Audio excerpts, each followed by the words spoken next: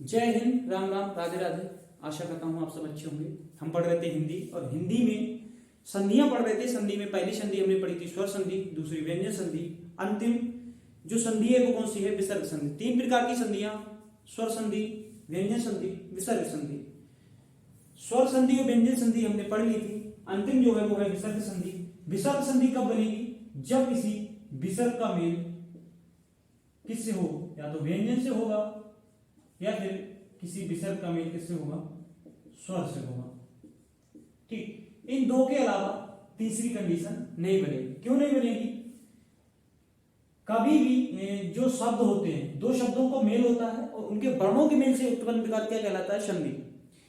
कोई भी शब्द विसर्ग से स्टार्ट नहीं होता है। दूसरे वाले में यहां विसर्ग क्यों नहीं आएगा? जैसे हम ये सोच रहे हैं व्यंजन प्लस विसर्ग, ये भी तो हो सकता है, या फिर स्वर प्लस विसर्ग, ये भी हो सकता है।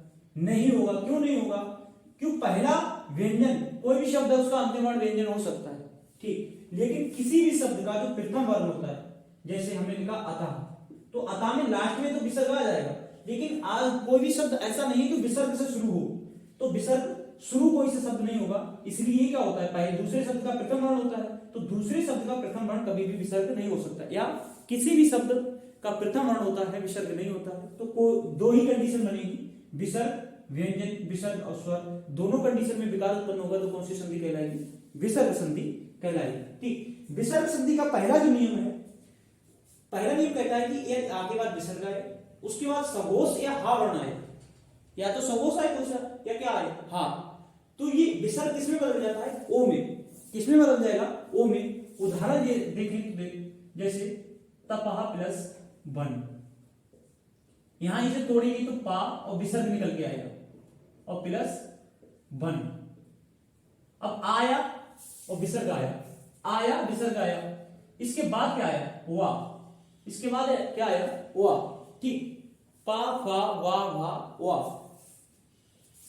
ठीक, पा फा वा भा वा, या रा ला वाह, या रा ला वाह। ठीक, या रा ला वाह। सघोष वर्ण कौन से होते हैं? अपने वर्ग का तीसरा, चौथा, पांचवा। या रा ला वा कौन से नंबर से? 1 2 3 4, चौथे नंबर पे है वो आया, क्या हो जाएगा? सघोष। सघोष किसमें, विसर्ग किसमें बदल जाएगा? जब भी सघोष आएगा तो ओ में। विसर्ग किसमें बदल जाएगा? ओ में।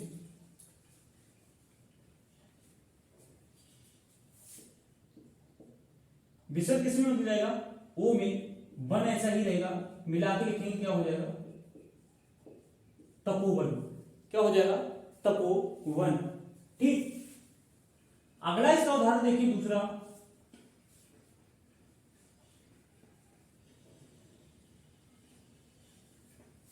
अगला इसका उदाहरण हो जाएगा जैसे मना धन भाव।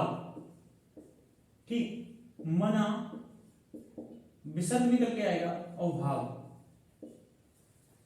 ठीक, भा आया। भा कैसा होता है? सघोष।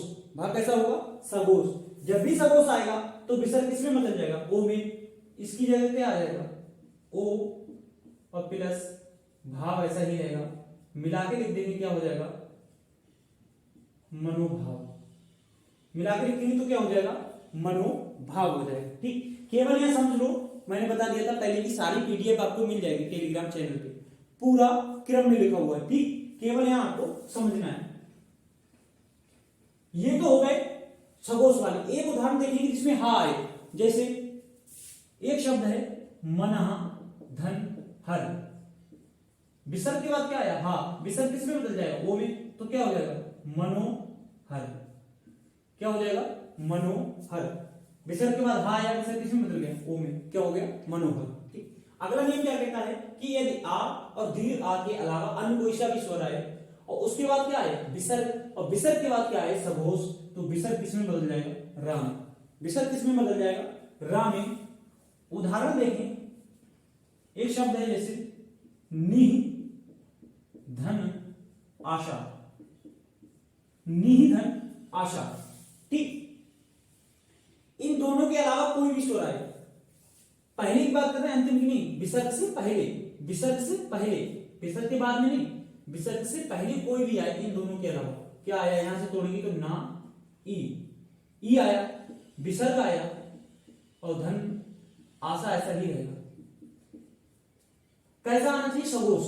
सभी स्वर कैसे होते? सगोश। क्या आया? आ, और आ कैसा है? सगोश है। तो आ आने की वजह से आहा, इसे हम विसर्ग बोलते हैं, किसमें बदल जाएगा? ओ में। ई ओ में बदल जाएगा आशा। ओ सॉरी, ओ में नहीं, किसमें बदल जाएगा? रा में। किसमें बदल जाएगा? ये रा में बदल जाएगा। ठीक, मिला के लिखेंगे क्या हो जाएगा? निराशा। क्या हो जाएगा आपका? निराशा हो जाएगा। ठीक, दूसरा इसका उदाहरण देखें तो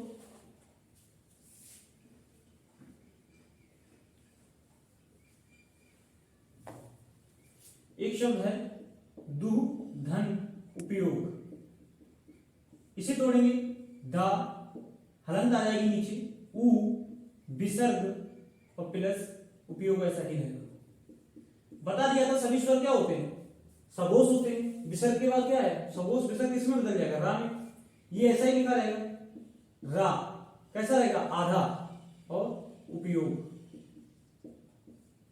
मिलाएंगे तो ये ऊ की मात्रा आ जाएगी इस पर, रा आधा है, क्या हो जाएगा? ये ऊ पे आ जाएगा रू, दुरुपयोग। क्या हो जाएगा? दुरुपयोग। क्या हो जाएगा इसका? दुरुपयोग हो जाएगा। ठीक, अगला नियम क्या कहता है कि जब भी विसर्ग के बाद क्या आए? ता आए, शा आए या सा आए, इन तीनों में से कोई सा भी आएगा तो जब भी ता आएगा तो किसमें बदल जाएगा? इस वाले सा में, सपेरा वाले में। पहले हम ता वाला देखें तो किसमें बदल जाएगा? सा में। शा आएगा तो इस शा में कौन बदल जाएगा? विसर्ग। इनमें कोई परिवर्तन नहीं होगा, बदलेगा कौन? विसर्ग बदलेगा। ठीक, शा, सा किसमें? ये वाला शा किसमें बदल जाएगा? कोई परिवर्तन नहीं होगा। अगर विसर्ग के बाद ये शा आया तो विसर्ग किसमें बदल जाएगा? शा में। विसर्ग के बाद ये सा आया तो विसर्ग किसमें बदल जाएगा? इस सा में। उदाहरण देखें, जैसे नमः धन ते। ठीक, नमः धन ते, विसर्ग आया, विसर्ग के बाद क्या आया? ता, विसर्ग किसमें बदल जाएगा? इस सा में। नमः, विसर्ग की जगह क्या आ जाएगा? आधा शा और ते, मिला के लिख देंगे, क्या हो जाएगा? नमस्ते। मिला के क्या हो जाएगा आपका? नमस्ते हो जाएगा। ठीक, इसी तरह दूसरा इसका उदाहरण देखें तो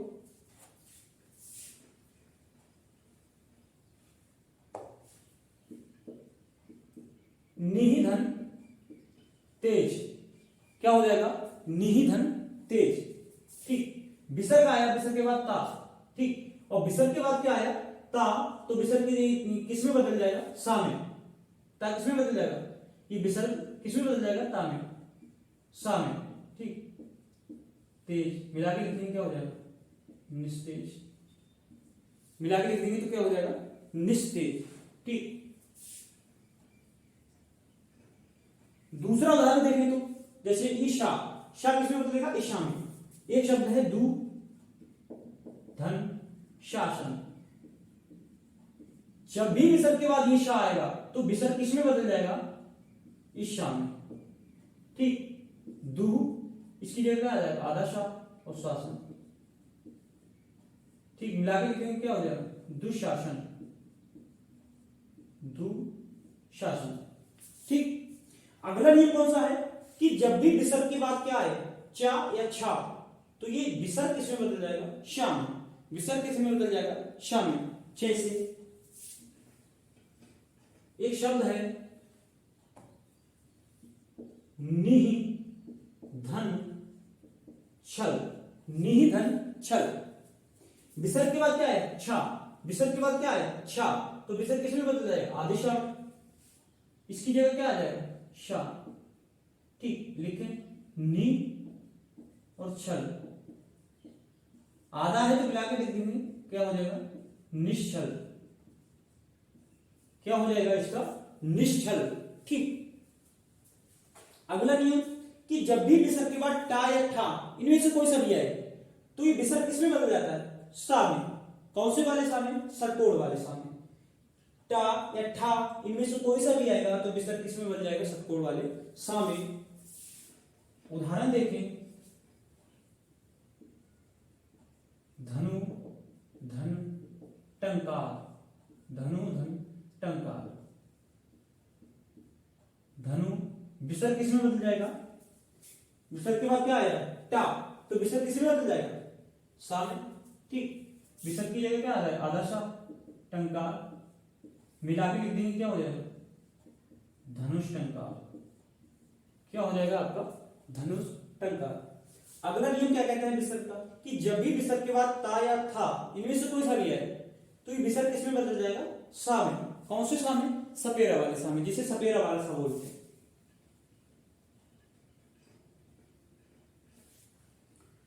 उदाहरण देखिए इसका, धू धन थल, दू धन थल, क्या हो जाएगा विसर्ग के बाद क्या आया, विसर्ग के बाद था, और विसर्ग के बाद ता या था कुछ भी आए किसमें बदलेगा सा में, ठीक। किसमें बदल जाएगा सा में, ये किसमें बदलेगा सा में, थल मिला के लिखेंगे क्या हो जाएगा दुस्थल, मिला के लिखेंगे तो क्या हो जाएगा दिस्थल, ठीक। ये आपकी क्या होगी, ये आपकी संधि कंप्लीट हो गई, ठीक। आशा करता हूं समझ में आया होगा, वीडियो को एक बार रिपीट करके देख लेंगे, सब समझ में आया है। नहीं आएगा तो जो डाउट होगी वो आप क्या करेंगे, टेलीग्राम चैनल जो मैंने बताया है जिसके उसमें उसकी लिंक दी हुई है उस पर आप क्या करेंगे कमेंट कर सकते हैं, ठीक। जय हिंद।